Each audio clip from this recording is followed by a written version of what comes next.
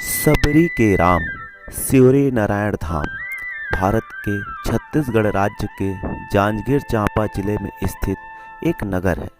यह महानदी शिवनाथ और जोंक नदी के त्रिधारा संगम के तट पर स्थित प्राचीन नगर है। सिवरी नारायण प्राकृतिक छटा से परिपूर्ण नगर है जो छत्तीसगढ़ की जगन्नाथपुरी के नाम से विख्यात है। यह बिलासपुर से 65 किलोमीटर दूरी पर, राजधानी रायपुर से बलौदा बाजार से होकर 120 किलोमीटर दूरी पर, जांजगीर जिला मुख्यालय से 45 किलोमीटर, कोरबा जिला मुख्यालय से 110 किलोमीटर एवं रायगढ़ जिला मुख्यालय से सारंगढ़ होकर 110 किलोमीटर की दूरी पर अवस्थित है। सौंदर्य और चतुर्भुजी विष्णु की मूर्तियों की अधिकता के कारण स्कंद पुराण में इसे श्री पुरुषोत्तम और श्री नारायण क्षेत्र कहा गया है। हर युग में इस नगर का अस्तित्व रहा है और सतयुग में बैकुंठपुर, त्रेता युग में रामपुर और द्वापर युग में विष्णुपुरी तथा नारायणपुर के नाम से विख्यात यह नगर मतंग ऋषि का गुरुकुल आश्रम और सबरी की साधना स्थली भी रही है। प्राचीन काल से ही दक्षिण कौशल के नाम से जाने वाला यह क्षेत्र धार्मिक एवं सांस्कृतिक दृष्टि से अत्यंत समृद्ध रहा है। यहाँ शैव, वैष्णव, जैन और बौद्ध धर्मों की मिलीजुली संस्कृति रही है। मंदिर को बड़ा मंदिर एवं नारायण मंदिर भी कहा जाता है। उक्त मंदिर प्राचीन स्थापत्य कला एवं मूर्ति कला का बेजोड़ नमूना है। ऐसी मान्यता है कि इस मंदिर का निर्माण राजा शबर ने करवाया था। 9वीं शताब्दी से लेकर 12वीं शताब्दी तक की प्राचीन मूर्तियों की स्थापना है। संपूर्ण मंदिर अत्यंत सुंदर तथा अलंकृत है, जिसमें चारों ओर पत्थरों पर नक्काशी कर लता, वल्लारियों व पुष्पों से सजाया गया है। मंदिर अत्यंत ही भव्य दिखाई देता है। यह मंदिर माता सबरी के स्मृति स्वरूप बनाया गया है। यह अत्यंत सुंदर, भव्य एवं स्थापत्य कला का बेजोड़ नमूना है। छत्तीसगढ़ का यह क्षेत्र रामायण कालीन घटनाओं से भी जुड़ा हुआ है। इसे नारायण क्षेत्र या पुरुषोत्तम क्षेत्र के नाम से भी जाना जाता है। ऐसी मान्यता है कि भगवान श्री राम और लक्ष्मण जी ने सबरी के जूठे बेर यहीं खाए थे और उन्हें मोक्ष प्रदान करके इस घनघोर दंडकारण्य वन में आर्य संस्कृति के बीज प्रस्फुटित किए थे। अतः सबरी के नाम पर यह सबरी नारायण हो गया और कालांतर में इसका नाम बिगाड़कर सिवरी नारायण पड़ गया। यहाँ सबरी के नाम से ईंटों से बना प्राचीन मंदिर भी है। पर्यटन की दृष्टि से यह स्थल अत्यंत महत्वपूर्ण है। यहाँ अत्यंत प्राचीन मंदिर समूह हैं।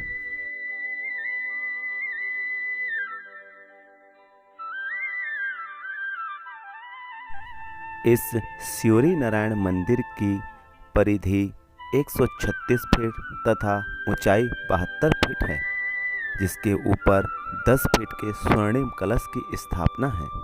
शायद इसीलिए इस मंदिर का नाम बड़ा मंदिर भी पड़ा है। संपूर्ण मंदिर अत्यंत सुंदर तथा अलंकृत है। ऐसे पवित्र और तीर्थ नगर सिवरी नारायण को नारायण धाम के रूप में जाना जाता है। यहाँ भगवान विष्णु के चतुर्भुज मूर्तियों की अधिकता है। यहाँ एक प्राचीन वैष्णव मठ भी है। कदाचित इसी कारण इसे विष्णुकांक्षी तीर्थ नगर कहा जाता है। चित्रोत्पला गंगा महानदी के तट पर अवस्थित सिवरी नारायण में प्राचीनता के अवशेष मिलते हैं। सभी युग में इस नगर का अस्तित्व था और इसे अनेक नामों से जाना जाता था। सबरी नारायण में मठ के भीतर संवत 1927 में महंत अर्जुन दास जी की प्रेरणा से भटगांव के जमींदार श्री राज सिंह ने जगन्नाथ मंदिर की नींव डाली, जिसे उनके पुत्र श्री चंदन सिंह ने पूरा कराया और उसमें भगवान जगन्नाथ, बलभद्र और सुभद्रा जी की विग्रह मूर्तियों की स्थापना कराई। संवत 1927 में ही उन्होंने महंत अर्जुन दास जी की प्रेरणा से महानदी के तट पर योगियों के निवासार्थ एक भवन का निर्माण कराया। इसे जोगी डीपा कहते हैं। रथ यात्रा के बाद भगवान जगन्नाथ, बलभद्र और सुभद्रा जी यहाँ एक सप्ताह विश्राम करते हैं। इस कारण इसे जनकपुर भी कहा जाता है। पहले रथ यात्रा में पंडित कौशल प्रसाद द्विवेदी के घर की मूर्तियों को रथ में निकाला जाता था।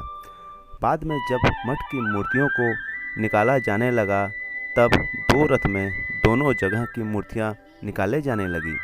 अब केवल मठ की मूर्तियां ही रथ में निकाले जाते हैं। रथ यात्रा यहाँ का एक प्रमुख त्यौहार है।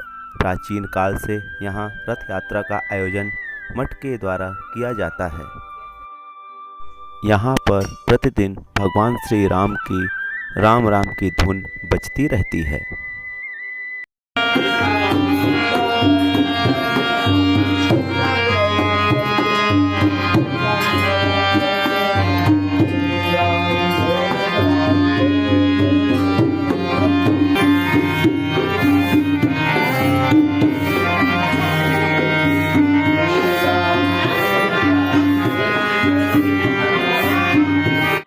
चारों दिशाओं में अर्थात उत्तर में बद्रीनाथ, दक्षिण में रामेश्वरम, पूर्व में जगन्नाथपुरी और पश्चिम में द्वारिका धाम स्थित है, लेकिन मध्य में गुप्त धाम के रूप में शिवरी नारायण स्थित है।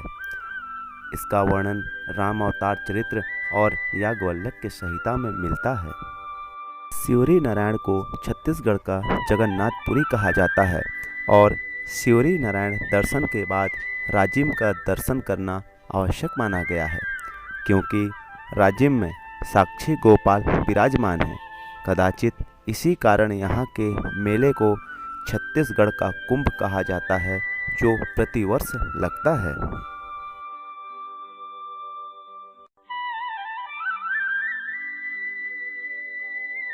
यहाँ की अविरल परंपरा में श्री राधा कृष्ण मंदिर का भी अपना एक अद्वितीय स्थान है, जो देखते ही बनता है। इसी क्रम में जब हम आगे बढ़ते हैं तो हमें केवट समाज द्वारा निर्मित श्री राम मंदिर 24 अवतार मिलता है, जिनके दर्शन करने से ही संपूर्ण मनोरथ, संपूर्ण कामनाएं पूर्ण होती हैं। इस मंदिर के अंदर प्रवेश करते ही सुंदरता एवं स्थापत्य कला मन को अपनी ओर स्वतः ही खींच लेती है। यहाँ मंदिर में प्रवेश करते ही यहाँ पर व्यवस्थित लगे हुए पेड़ पौधे एवं उन पे लगे हुए फल स्वतः ही अपनी ओर आकर्षित करते हैं और मंदिर की पूरी प्रशंसा करते हैं।